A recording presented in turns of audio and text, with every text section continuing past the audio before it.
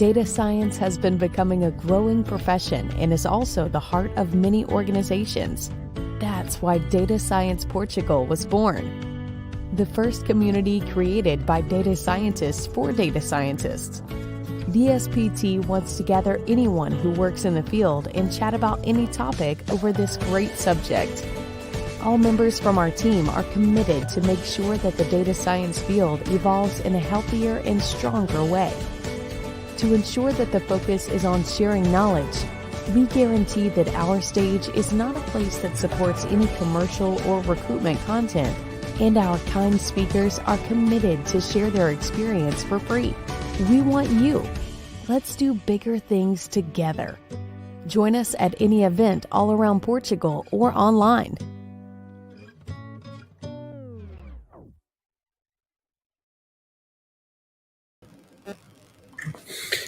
Hello. Hi, everyone. So we are going to have our 93 meetup, still in the remote form. Hopefully that will be, or hopefully we'll pass for physical events very soon. Today we'll have Ricardo Rocha, a computer engineer from CERN, presenting a multi-cloud infrastructure, Kubernetes, Prometheus, and other CNCF projects. But first, I want to give you the agenda for today. We'll have to listen to us for 15 minutes. Then we'll have the talk by Ricardo. After, we'll have the questions and answers. And finally, the networking, so you can talk directly with the speaker to clarify any doubts that you have.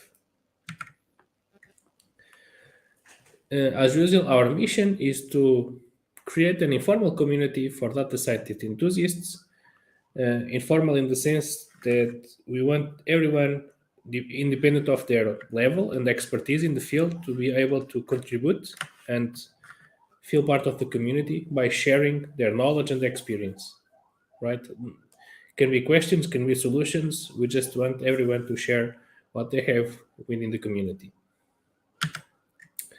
We want to promote knowledge sharing, right? Open events for everyone, break barriers between speakers and the audience, and networking between people, so everyone can enjoy the benefits of the community. What you don't want in our events is selling points, shameless promotion, or using our stage for sports gathering, right? We have an ongoing call for proposals. If you have done any meaningful work, or you have an idea, or you know someone that is doing some interesting work related with data science, please fill in the form. We'll evaluate your application and we'll get back to you. We are in 5 major cities in Portugal, from Aveiro, Braga, Coimbra, Lisbon, and Porto. For the couple of months, we have been working remotely, so the team is unified, but hopefully we'll start to having physical events in the cities very soon. This is our current site, Data Science Portugal, where you can find future events and job offers. This is our social network community, where you have Slack, LinkedIn, Meetup, and even more.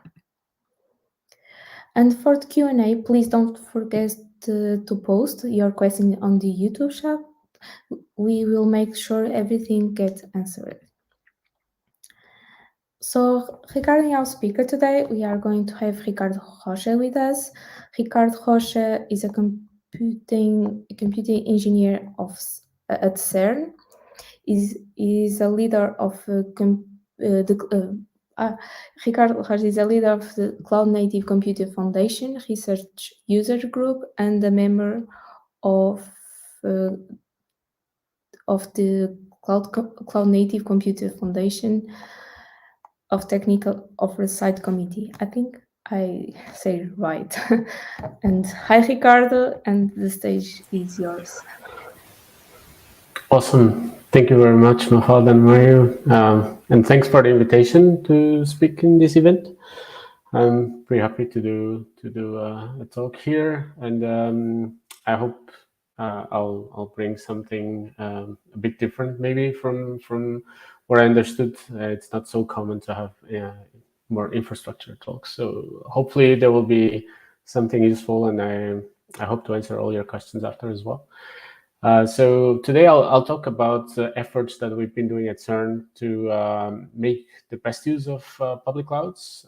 We have a large cloud on site, and I'll talk a bit about it. But this specific talk is more about how we are trying to expand the resources we have on premises to public clouds. So I'll talk about very much a project that I'm very involved with. There's Kubernetes and Cloud Native, which is kind of the ecosystem around it. So my father just mentioned a bit, but so my name is Ricardo. I'm a computing engineer in the CERN Cloud team.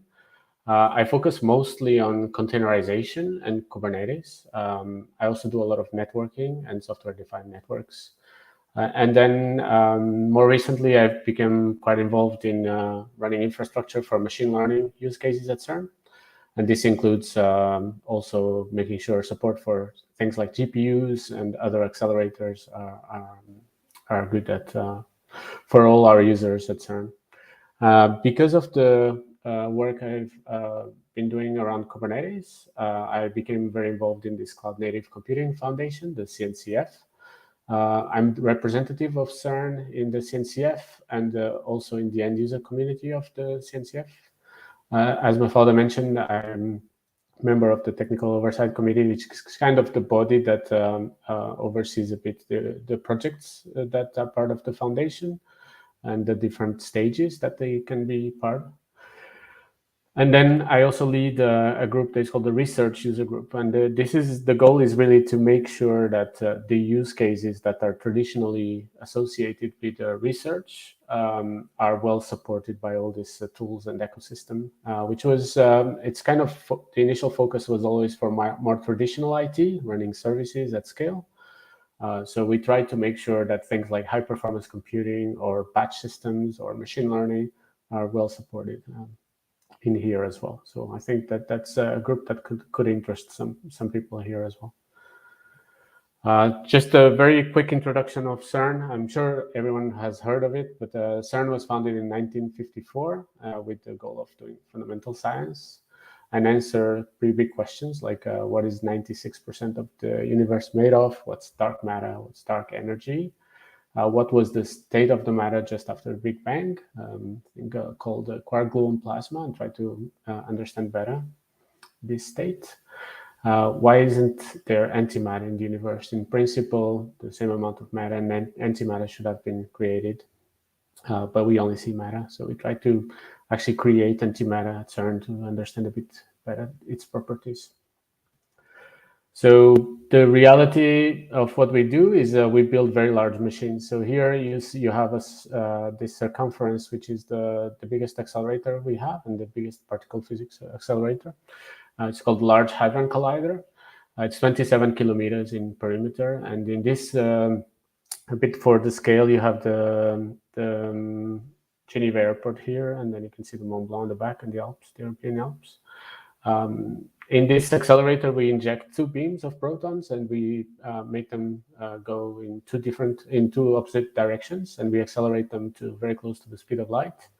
And we then make them collide at specific points where we built large experiments. And you can see the four big ones, LHCb, Atlas, ALICE, and CMS. And all these experiments are, in fact, what they do is they try to record what happens during these collisions, and they act as gigantic cameras that allow us to see what happened in there. So this is a picture from the tunnel. So the accelerator is actually at 100 meters underground in a 27-kilometer tunnel.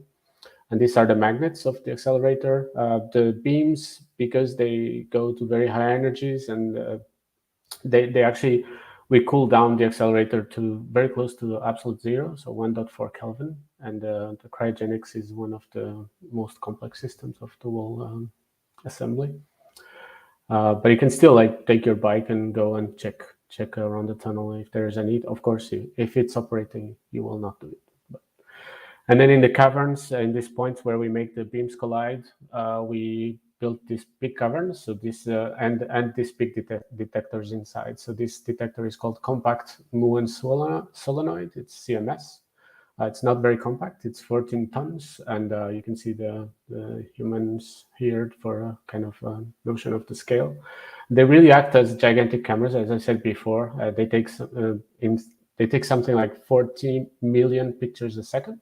The result of that is a lot of data, and we record all that data and then try to analyze it. So the amount of data that is being generated is 1 petabyte a second. We actually cannot record all of that, of course. So there's these filters that act immediately that drop these rates to something like 10 gigabytes a second per experiment, and we record that and then analyze it. For that, we need a lot of resources, and that's why this talk also is being given, is because we always need, and this has been a tradition at CERN, we always need a lot of computing resources. So this is a picture of our private cloud at CERN. It has something like 300,000 cores. You can see like 35,000 VMs, bare metal nodes. You can see a lot of the statistics, but just to give you an idea of that is quite a large deployment on premises. But it's actually not enough for what we need. So over the last 20 years, we've built a network of different sites around the world that collaborate with us and that allow us to increase this to something like 1 million CPU cores. But the main thing is that we keep looking for new technologies that allow us to do more with the same amount of resources, basically of the same amount of money. So we keep looking at new technologies, and this can be GPUs, like I mentioned, accelerators, but it can also be like new technologies. And this is where the talk today comes. So a couple of years ago, we started looking at this new technology called Kubernetes. And this is really a way to simplify a lot of things, simplify deployments, simplify the monitoring, simplify the automation and the auto-scaling of all these resources. So we started offering this as a service inside CERN.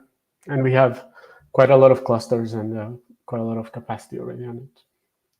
So the Kubernetes became really popular in the last maybe 5 years. It was actually initiated by Google based on like an open source version based on their internal scheduler called Borg.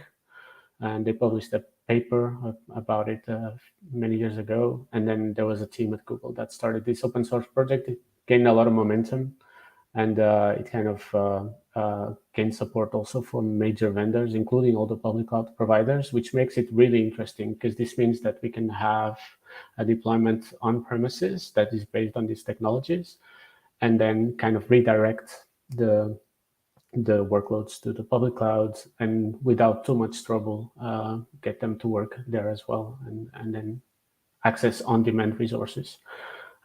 There are a couple of things that are really important. The main one is this support pretty much everywhere.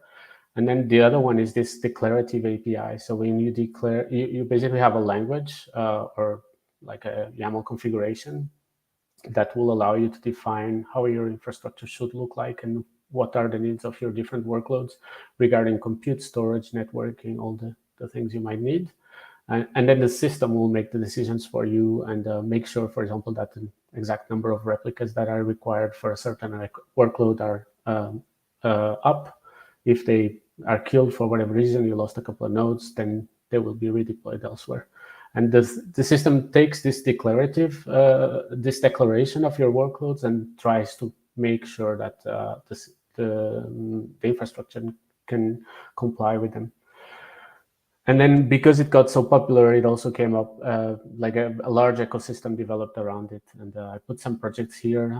I think the main ones that for someone starting is something like Prometheus that allow you to really visualize and follow the different workloads you have in your clusters, and then things like Helm that automate the deployments as well. So I won't go very much in detail, but just to put some context into this talk. Then I jump to the public clouds. So there are multiple reasons why CERN would consider putting workloads on the public cloud. The first one is that our workloads can be quite spiky. There's certain workloads that will run 24/7 for the whole year, others not. Like an example is during the summer, there's big international physics conferences that will make our physicists submit a large amount of analysis, much more than during the rest of the year. If we would overcommit our resources for this kind of peak demand, we would waste quite a bit during the rest of the year. So accessing on-demand resources like this can be kind of cost-effective for this type of workloads. Then there are things like GPUs. I mentioned machine learning is gaining a lot of popularity, also for other workloads. We don't have a lot of GPUs on premises, so accessing this type of resources on the public cloud can be also a very good option. And then things like accelerators that we might not ever have on premises, like TPUs or IPUs. And then also the public clouds tend to have these resources quite early. This allows us to evaluate the efficiency of the resources and then make better decisions when we actually buy them on premises as well. And then for more traditional reasons, things like disaster recovery and business continuity. So to try to understand how public clouds could help us, a couple of years ago in 2019, with a colleague, we did kind of a stunt where we tried to reproduce the Higgs discovery that happened back in 2012. That led to the Nobel Prize in 2013. The analysis is a bit more complex, but actually we could reproduce it analyzing a 70 terabyte data set. The only problem is that there were a couple of problems. First, the software was very old and single core, and also it wouldn't run on modern infrastructure. But this is where things like containers really help data scientists, because it allows you to wrap your workload and then deploy that container on an infrastructure that is completely different from where you might have originally run your analysis. This is exactly what we did. We took software that was run in 2012, but actually was developed like 10 years before that, wrapped it in the container and deployed it in a very modern infrastructure. We started by deploying it in a Kubernetes cluster at CERN, but we realized that it would still take like several hours to run with the amount of resources that CERN was willing to give us for a demo. We needed 25,000 cores and we didn't get them. So we ended up asking Google through a partnership to access the public cloud and try this out and then try to understand if this would actually work. And with a very similar deployment to what we had tried at CERN, we actually had managed to scale this in a cluster on GKE, which is the Google Kubernetes engine, and scale this to 25,000 cores and reduce the analysis time from 5 minutes. The original analysis took more than a day. So this gives an idea of the amount of scaling we can do. The limit of 25,000 cores was actually because the data set has 25,000 files. And the software was pretty old, so single core, and we couldn't go beyond 25,000 cores. Otherwise, we could have sped it up. But it was kind of a stunt, but really proved the point that these things can be very useful. So we actually we had like a keynote slot at a big conference where we did some talking, and then we actually did this live on stage. And you can see here the plot being built. This is the Higgs plot from the CMS experiment that shows this red part here, which is basically the Higgs data showing up in the plot. This is something I usually say is that physicists are very interested, like all these resources, all this infrastructure, it's really so that physicists can look at a plot. This is what interests them. And when we do this demo live, building the plot, you can see that they really pay attention to what's happening here. So if you need want more information, there's the video also of the demo. But as I mentioned, this is kind of a stunt. It showed that we could do this specific workload on the public cloud, but it didn't really show that we could run generic workloads in the public cloud. So there's a lot of things we need here, supporting multiple cloud providers to avoid the vendor lock-in, supporting multiple regions. I'll mention this later. integrating with the tools that people are used to do. There was quite a lot of plumbing required to deploy it on Kubernetes at the time. The monitoring, so we have the public cloud resources, but we want to integrate with our own systems on premises. Things like accounting and costing, of course, are very important, and there's a lot of other reasons. So we started looking at this cloud native ecosystem that kind of fills this gap. So Kubernetes is kind of the core of the whole thing, but then you need, say, monitoring, you need accounting, you need log collection, you need tracing, you need a lot of things, and the cloud native foundation and the cloud native movement kind of fills these gaps with different tools around Kubernetes. There's a lot of them. This picture looks a lot worse today than it looked here with a lot of projects. I won't even try to start mentioning them. They keep coming. So there's a bit of everything for all the areas, databases, storage, registries, whatever, you name it. The main thing is that these projects are not all at the same stage, obviously. So they enter as a sandbox, but then they can graduate to incubating stage and then graduating stage. And the assurance that you get from a project at the different stages is done by this technical oversight committee reviewing the project and saying, certifying that it's at the incubating stage with this has a healthy number of committers. It's kind of sustainable by having support from multiple companies, things like this. And then graduation means it has done things like an independent third-party security audit, which are things that kind of make you more confident if you bet your own business or organization in a project. So I'll stop here regarding the projects. I will try to mention now how we went from this stunt to a more flexible and scalable infrastructure that could host more workloads. So the goal is really to have one central declaration of the whole infrastructure managed by something at CERN. So the goal is really to have, say, in our case, one Git repo, which has all the declaration of everything that should be deployed across multiple regions, across multiple clouds, and trace everything from there. And then integrate that into our services. That means that in addition to the clusters, which is the base infrastructure, we need a lot of add-ons or base services for monitoring, tracing, policy definition, software distribution, cost evaluation, things like this. And then allow people to define their workloads in different ways. So if you've heard of Helm or Customize, these are really particular ways to deploy things on top of Kubernetes.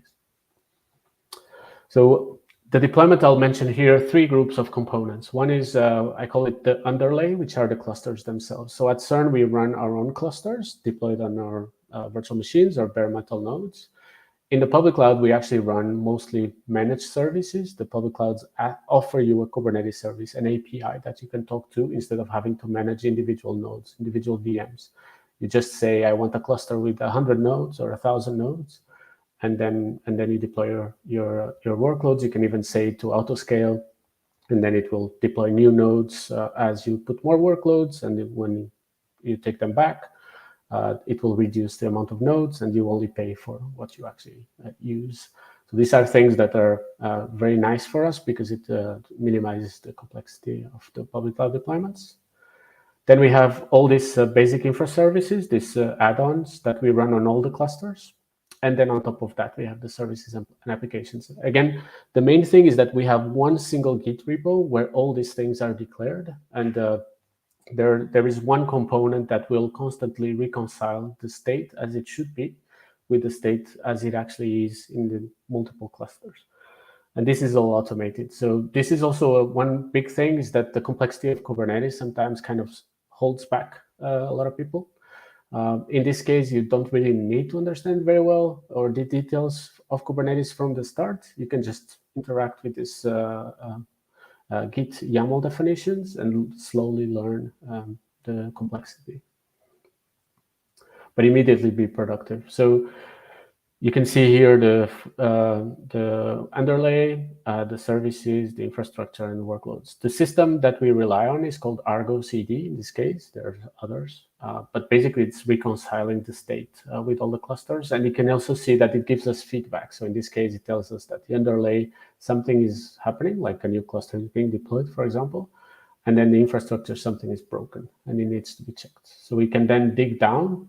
I'll mention this in a bit. So basically, the picture looks like this. We have CERN as the central point, and then we have a bunch of clusters across, in this case, the three major public cloud providers. But you can also see that in GCP, in the Google Cloud Platform, we have the clusters in 2 regions in this case. And there's a lot of reasons that you might need that. The most obvious one is that sometimes the resources you need are not available in a certain region. So for example, if you're using GPUs, if you want absolutely, say, T4s, NVIDIA T4s, you won't have them available in all the regions. For example, Europe West 4, you wouldn't have T4s. So you might have a bunch of what's called node groups, which are types, like define the types of nodes that should exist in your cluster, saying NVIDIA K80, in this case, V100s, A100s, and then a bunch of CPUs. And then maybe you need a cluster in a different region to access the T4s. And then, for example, as well for TPUs, which are these fancy accelerators for machine learning from Google, they are also not available in all the regions, definitely not all the versions in all the regions. But the goal is really to have this underlay that hides all this complexity and allows us to manage the clusters in an automated way. So the definition of a cluster is as defined on the right.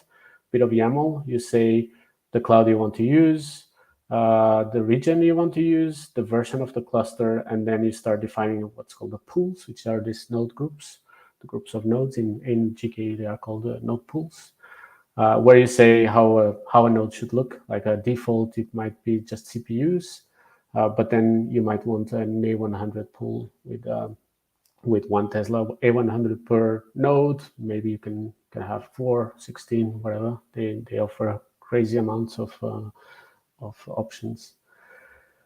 But this really allows us to define how the infrastructure should look, and then the system goes and deploys the cluster and manages the cluster. If things die, it redeploys them. We don't have to care anymore. This is a bit more of the kind of the plumbing underneath, but it's something we do not need to care. Like all this complexity is hidden in the tools that we rely on. And specifically for composing this underlay infrastructure and these resources that should be available in the public clouds, we use a tool called Crossplane, which is kind of, if you've used things like Terraform, is very similar. It's just that it integrates all resources as Kubernetes resources, which allows us then to use all the rest of the Kubernetes ecosystem to manage them instead of having to have something separately like Terraform.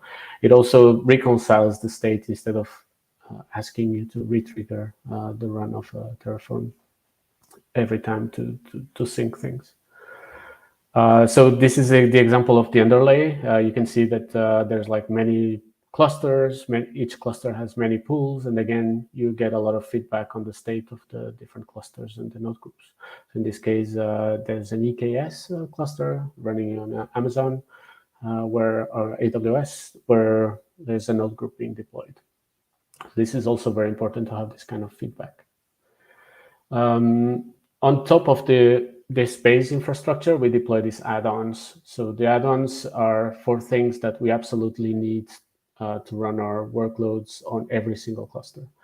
And I'll use 2 examples. One is the registry. So if you've used the Docker or containers, there's this notion of a container registry that basically hosts the containers. And we put everything at CERN, which allows us to like verify if there are vulnerabilities in the container images, to run periodic scans, and then we can enforce that things cannot be deployed. For example, if there's critical vulnerabilities. In a similar way, we have deployment of Prometheus, which is this monitoring component that basically aggregates metrics coming from multiple clusters. And we rely on another project on top of that called Thanos. So this is what we have at CERN. What we want is to have everything else running across all the public cloud providers coming into these 2 pieces, or in this case 2 pieces, but there's actually more add-ons to it. But what you would do is for each cluster, you would have the same add-ons deployed everywhere, like a registry where we do a replication of the images, or say a proxy cache for a pull-through cache. A Prometheus instance that really gathers locally the metrics from this particular cluster, but then these metrics are propagated to the CERN instance so that we have a central place where we can see everything. OPA is the open policy agent. So this is again where we enforce policies saying what is allowed to run on this particular cluster in this cloud, what images are allowed, what type of workloads, things like this. And then CVMFS, it's a very particular file system. It's called CERN VM file system, which is kind of a read-only file system that really optimizes software distribution. It's very popular in our community. We deploy instances everywhere as well. But you kind of get a picture of like a base infrastructure with a bunch of add-ons on. So I'll stop here regarding the infrastructure, and I'll focus the rest of the talk on the use cases. So basically, all this is the goal is to hide all this complexity from the users. Normally, you would need to understand how a particular public cloud is working, what are the tools, how does it manage identity, credentials, things like this, costing. What we want is kind of offer this layer where we can integrate all the workloads in the way that our users are familiar with, which is the internal services. So I'll mention the 3 use cases today. The first one is this accelerated workload. So this was actually the trigger for this complex infrastructure from the start. We wanted to understand better what were the best resources for a bunch of workloads we have regarding GPUs, different types of GPUs. So we basically deployed all this complex infrastructure with instances in AWS, Azure, and GCP. And then we deployed a bunch of workloads there, and all of them were running a sample of that is a good example of the workload, and then had a way to collect metrics. And these metrics were again collected in the cluster and then propagated to CERN, which allowed us to see for each workload, we can see the performance of the workload across a bunch of GPUs. So as an example here, you have 2 workloads. One is called fitting, the other one is called simple track. This one is doing statistical inference. This one is doing simulation of accelerators. So basically, with this very simple infrastructure, this deployment, we can really simplify this kind of analysis. You can see that we are running these workloads across a lot of GPUs across all the cloud providers and getting the values for each of them. So this is really cool because then we can do informed decisions regarding which is the most cost-effective solution for each, or if we want by GPUs, which ones fit the workloads we have best. So going a bit more in detail, there you had just the raw data. So if we start analyzing, so this is, for example, a GCP versus CERN comparison of a particular workload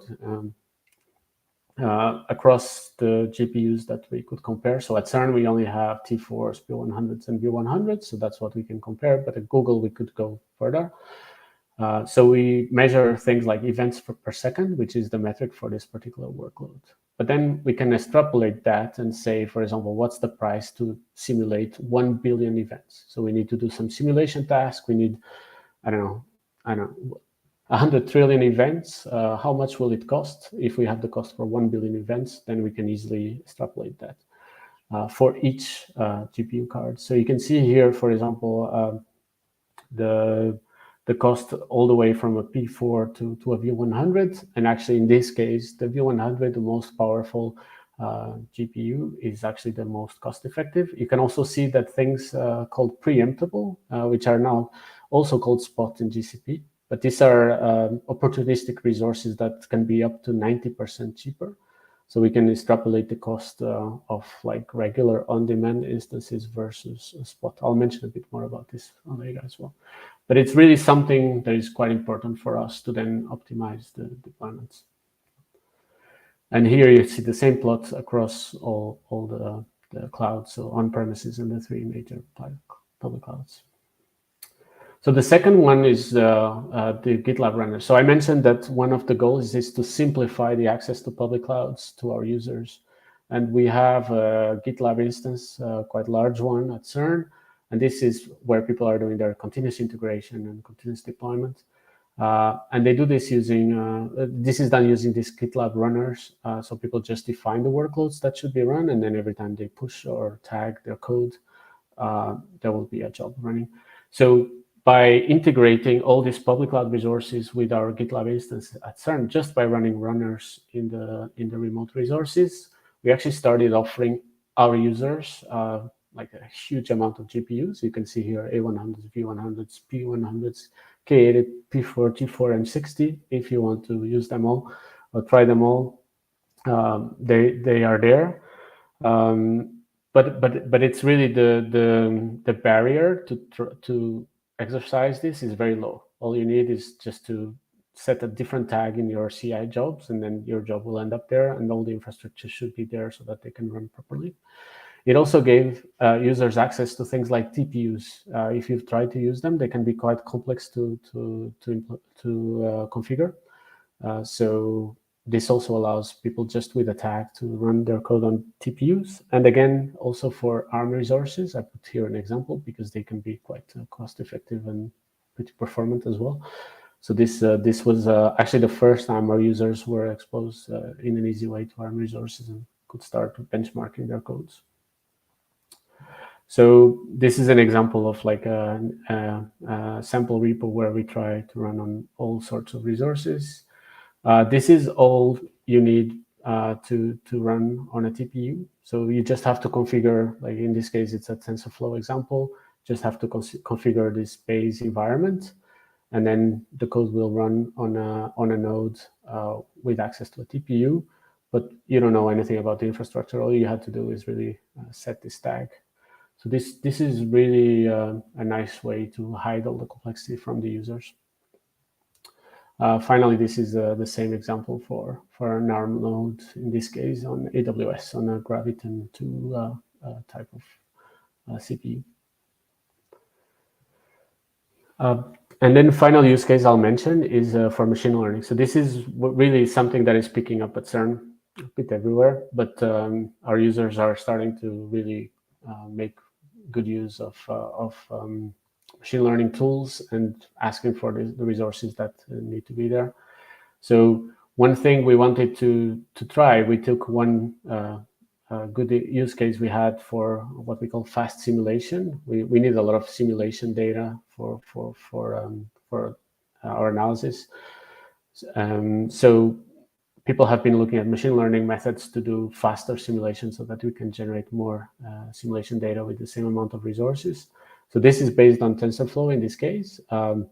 What we tried was really a user that came to us with a bit of Python code and asked us, I need to run this on multiple GPUs, what do I do?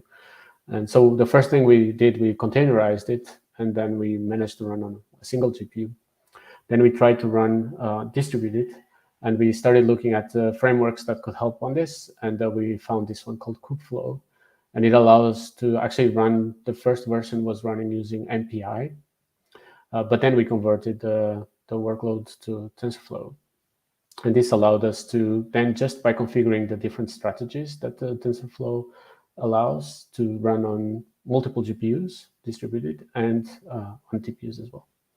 So you can see here the plot on the left bottom, where we go from like one GPU and then two GPUs and really quickly all the way to 128 GPUs.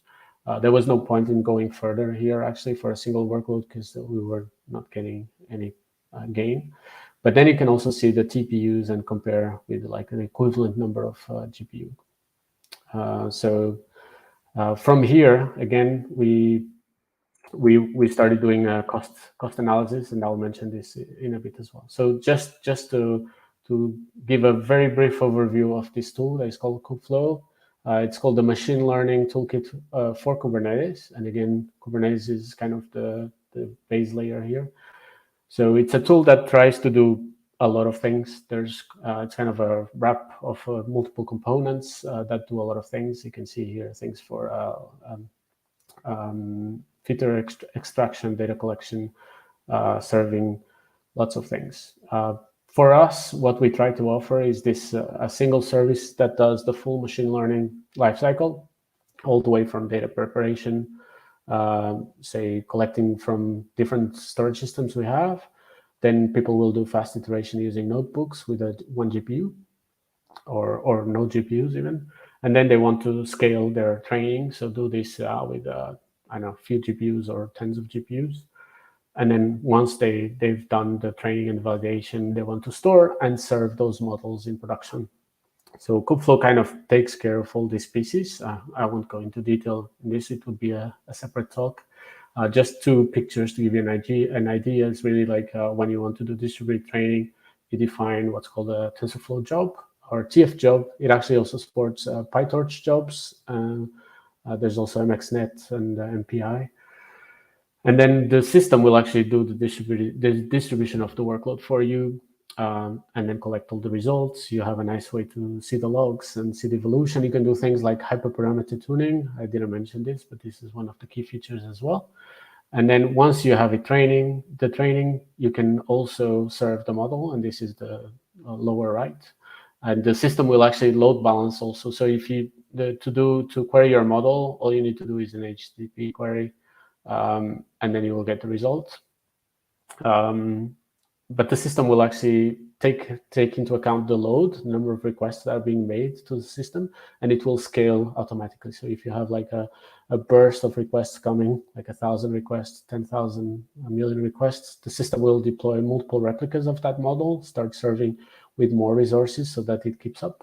And then once you calm down, then it will claim those resources back again. So it's kind of a nice tool to serve this. It's kind of opinionated in some areas, so I'm sure it won't fit everyone, but it's something that has been working quite well for us. So the last bit of this talk, I'll talk about costs and resources. So the first thing I'll cover is the amount of resources. So the idea of the public cloud is really that you get access to an infinite amount of resources, and it's kind of true for a certain scale, but it still feels pretty true for CPUs. We've tried, as I mentioned, like we had demos where or workloads where we need, say, 25,000 cores. We deploy them in like a couple of minutes. We use them for 10 minutes, and then we destroy everything, and no one even sends an email. Everything works. So those, I would say, on the order of tens of thousands of CPUs, this is definitely true. Might be even larger, but we haven't tried those. But it's really this notion that maybe a workload that would take days, that you can just, if it scales well linearly, that you can scale to, I don't know, tens of thousands of CPUs and get the result for the same cost in a very short time. It's very appealing. If you start using GPUs and specifically preemptables or spot instances, things are a bit different. The availability of these resources is a bit tighter, and you have to ask for quota. And you start understanding that you need to be flexible on the regions you support, because you might not have enough spot resources in a certain region. And then going for on-demand is actually a pretty big jump in terms of cost. Because again, these spot instances, which is really these opportunistic resources, the public cloud providers, they sell them for a very low price, something that they can go up to 90% cheaper. So this, if you have workloads that can survive being cut, because if those resources are required for on-demand by the public cloud providers, they will actually destroy your resources. They will give you a small amount of time to save your workload, but they will cut your resources. So if your workloads are something like a few minutes or a couple of hours, these are really well-fitting. If it's like multiple days, it might not, but you will need to try it. Like if you do like 3 days of, say, a model training, and then you get deleted, it's not like great. You might have just lost 3 days of valuable money. So, and then there's always this thing, if you have a big on-premise deployment like we have, there's always like this is X times more expensive than on premises, and it's you can hear all sorts of numbers: 3, 6, I don't know, 100, 1,000. It's really complicated, and mainly it's workload dependent. As I mentioned, like it really depends on how well your workload can scale, and how well your workload makes use of these resources, and which type of access it needs. For example, if it's compute bound, you're probably fine. If it's data bound, in a sense that you need a lot of data output, then it becomes complicated. But all of this is quite negotiable as well. So so it's very complicated to come up with this number. So that's why we try to give our users an easy way to test their workloads and come to the ideal setup by themselves. So I will take the machine learning example for fast simulation that I showed earlier. If you run one epoch of this workload with one GPU, it will take around 1 hour. This would mean something like $2.5 US. Preemptables, they are now called spots, but would be like 3.5 times cheaper than that. 100 epochs, it would take something like 4 days with one GPU. So this workload is very well behaved. As you saw in the curve before, in the plot, it scales almost linearly. If you have a large model, it won't be like this, but this is a nice example of what I mean here, so I took it. So if we look at this particular workload and we try to scale, and we did it from 1 to 128 GPUs, you can see that we go from 1 hour to 35 seconds per epoch, meaning 100 times speed up, which is close to the linear speed up you would like. And then we also did it with the TPU. So you can see the same plot I had before with the duration of the training per epoch. And then you have the cost. Because it's linearly, scaling almost linearly, the cost is also flat, almost to the point of 64. There's a jump on 128. So you might say, okay, then I go for 64 GPUs for this particular training. I'll get my answers a lot faster, and I will be paying the same. So this makes it quite interesting, and you only pay while you're using it. And then you can see the spot as well. And then again, we started trying TPUs for the first time seriously in this case. And you can see that TPUs for on-demand resources are extremely interesting. But even for spot, they can also be very interesting. Like if you compare TPU, especially V3 with the equivalent number of GPUs, they are like 2.5 times cheaper. So if you're using, say, TensorFlow, it's something that really to consider. So another quick example for statistical inference. This is just to show that why it's important to test your workload on each type of resource. If you look at the most powerful GPU that we have in this plot, it would be the NVIDIA V100. But actually, it's not the one giving the best results. Actually, a P100, for whatever reason, for this particular workload, is actually slightly more performant. Both double precision, so you would ask why, but this is the case. Of course, it's something we would look with developers to understand. But then if you look not only at which one is more efficient, but at the price of each one. So in this case, we go for like the price for 1 billion events again. And you start seeing that, of course, V100 being the more performant, they are more popular, more expensive. The P100s are less expensive. And suddenly, like you can see that you can get a huge gain just by running the work on a P100 instead of the obvious choice of running on a V100. So this is things that are really important, and we see this often with the different types of workloads we have to support. And then again, cost is very complicated. This is the pay-as-you-go option in Azure. This is in the Azure cloud in Microsoft. Then you have the reserved instances where you reserve a certain amount of resources for 1 year, reserved for 3 years, and then spot. And you can see that gradually things can become pretty cheap if you play the game well. And then the final slide I have before we go for questions is regarding this idea of having better cost control. So we started also tracking individual costs for every individual workload here. You can see here that we can trace actually to every replica. If you're doing a distributed training, we can trace the cost of every single replica with these tools. This is again based on this Kubernetes ecosystem and tools that build around it. It's very interesting. You can then do aggregations by teams, by department, by a lot of things.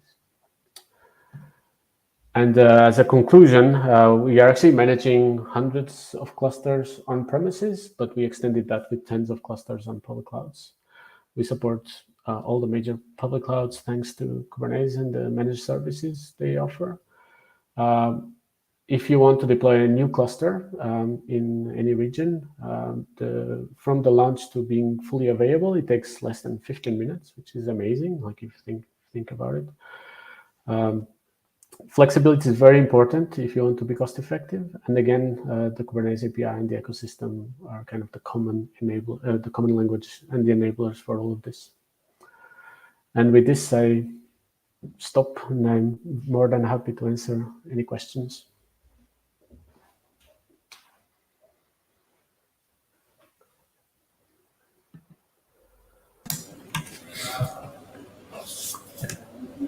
We already have a couple of questions, but feel free to make some more while we run from them. So the first one is from Rui Martins. And the question is, how many people and teams are involved in development and maintenance of this huge infrastructure? So it depends, as often. So if we talk about the on-premises resources that I mentioned here at the start, right here. So this is kind of our private cloud. CERN has an IT department that is kind of split in a traditional way for IT with kind of the storage group, the networking group, the compute group. So for the cloud team, we are around 7 people full-time doing operations. And then we have a couple of other people that focus on specific developments that we might need. But then again, we rely a lot on the storage team for managing the storage, the network team to manage the network infrastructure, the fabric team to handle the data center fabric, more kind of physical resources. So it's hard to answer. For the cloud itself, it's very, very well automated, so we can do operations and support a huge amount of users with 7 people. Then if we talk about the public cloud, this is really like the main problem here was understanding how to manage this. But again, the load to manage this infrastructure, because we delegate all the complexity to the managed Kubernetes services of the public clouds, it's basically one person maintaining this. Okay, thank you. Next question is, can you use Terraform to do the same job as Argo CD? You can. Yep, that's a good question. So Terraform can do the same job, and the goals are kind of similar. But the main thing is that Argo is really built on top of Kubernetes. It will support things like Helm, Customize, Plain YAML, and the principle of reconciliation is something that is really important. So Argo will basically, you will deploy Argo in one Kubernetes cluster, and then it will tell it what should be deployed and how it should look, again, in a declarative way.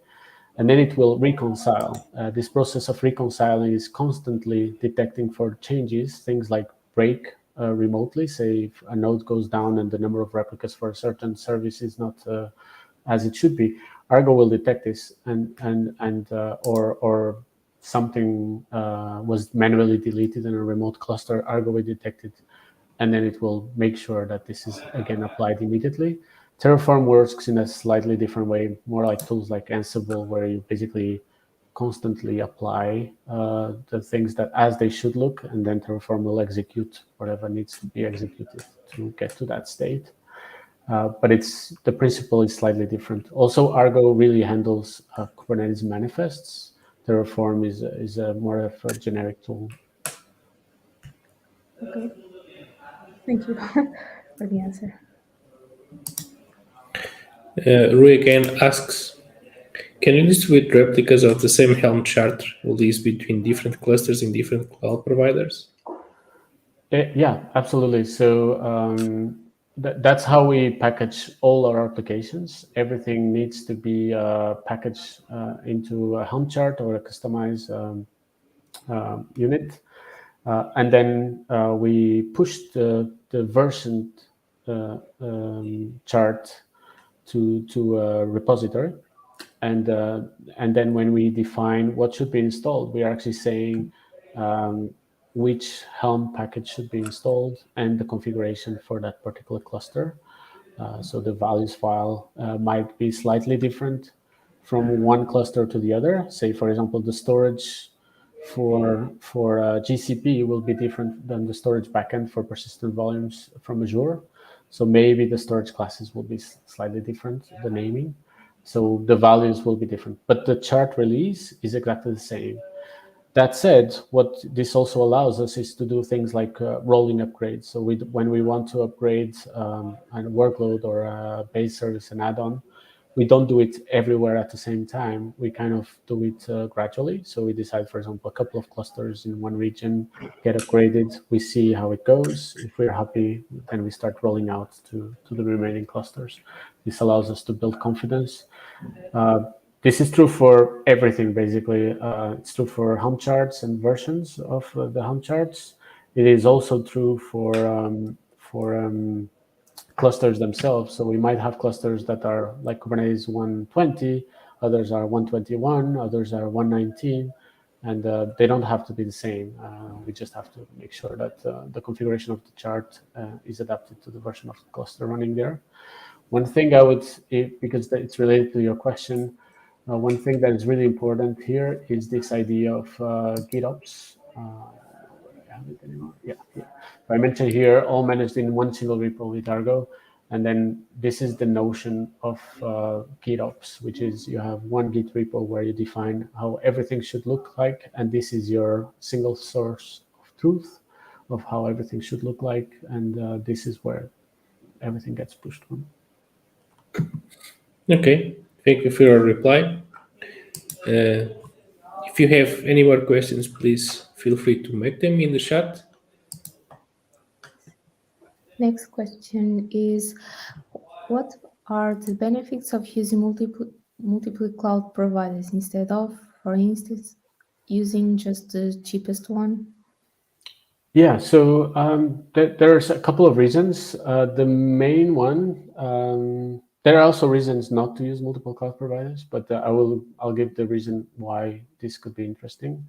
I think I mentioned here in the motivation. Yeah, so this is the motivation to use public cloud providers, but then here in this picture, you can see, for example, that I list here for AWS, I list that we have ARM nodes. So ARM was not something that was available on GCP, and it's still not available on GCP. You cannot have ARM nodes. You can now, I think it's in beta on Azure, but it's very recent. So that's one reason. The resources that you need might just not be available in a certain cloud provider. The same is true for TPUs. TPUs are something that is very specific to Google, so only GCP offers them. And then IPUs, which is something that a company called GraphCore offers, but it's actually only available via Azure. So these are the reasons in terms of resources. Then there's the main reason, which is vendor lock-in. If you bet everything in one cloud, you're also betting that they keep stability, the prices do not increase. Otherwise, you might risk something. Of course, you can play with this. You can do reserved with a fixed price for 3 years, or even negotiate longer periods, but then have an exit strategy. But exiting clouds, a certain specific cloud can be quite challenging because there's one main rule of using public clouds is that ingress is free, so you can push as much data as you want. They won't charge a penny. You can push petabytes and they will be happy to take it. But storing and especially taking the data out is extremely expensive. So that's where they actually can tie you to their own deployment. If you do a lot of simulation and you generate petabytes of data, downloading it somewhere else or bring it back to on premises or putting it in another cloud can be like just you might not be able to afford it even, and means that you have to keep using them. Then there is complexity of supporting multiple clouds because there's different interfaces. They do things differently. The types of, especially if you're using higher level services and not really infrastructure level services, things like say the Google AI platform or similar services for machine learning in Azure or AWS. If you're using those, then you really need to choose one, because you will gain a lot by just building on their higher level APIs instead of being generic. But then you really have to negotiate well this idea of having a clear exit strategy in case things go wrong. Thank you. And if we don't have any question, I think we can close the session. Or wait. You have 30 seconds to make a question. Sorry. If not, if there will not be no questions, we'll pass the final slides. I didn't put my contact here, but yeah, you can find me easily. Feel free to email me or ping me if you have any additional question. I'm happy to follow it up. Yes. I think we share your LinkedIn in our that's post. fine as well. Yeah, definitely. I think it's the safest one.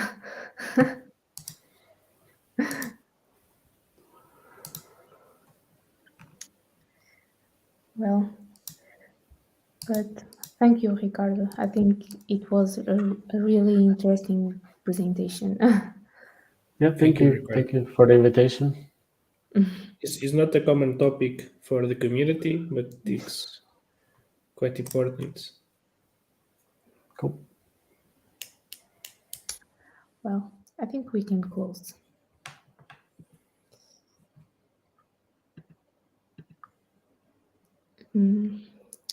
So thank you, Ricardo, and thank you guys for being here. And I just want to say a few more things before closing up. Don't forget our call for proposals. We really want to share your work or share anything that you are passionate about.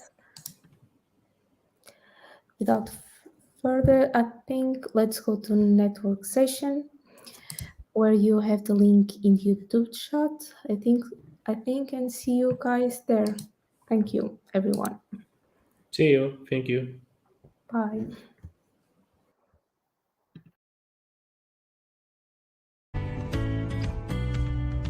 Data science has been becoming a growing profession and is also the heart of many organizations. That's why Data Science Portugal was born. The first community created by data scientists for data scientists. DSPT wants to gather anyone who works in the field and chat about any topic over this great subject. All members from our team are committed to make sure that the data science field evolves in a healthier and stronger way. To ensure that the focus is on sharing knowledge, we guarantee that our stage is not a place that supports any commercial or recruitment content, and our kind speakers are committed to share their experience for free. We want you. Let's do bigger things together. Join us at any event all around Portugal or online.